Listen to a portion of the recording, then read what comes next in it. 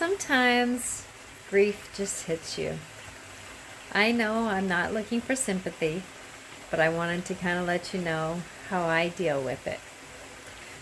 My dad passed away about 33 years ago, and I was ready to have my first child 6 weeks later.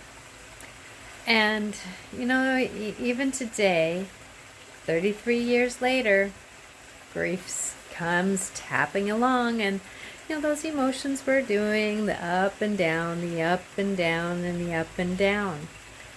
But that's okay, because sometimes our bodies, our emotions go back in that time. And I just remember that day when I was standing in the hospital and I found out my dad passed. I walked in as he was passing away and sat with him in those last seconds. And here, afterwards, I walked out the door, leaned up against the wall, wondering if my legs were even going to hold me. But I knew I had a little one inside me, that I had to negotiate my emotions. And that was one of my first tellers on how to deal with emotions, was through the heavy grief of losing my dad, who we finished each other's sentences. I was lucky one. I was one of the lucky ones. But he taught me a lot in my lifetime, and I'm grateful for that.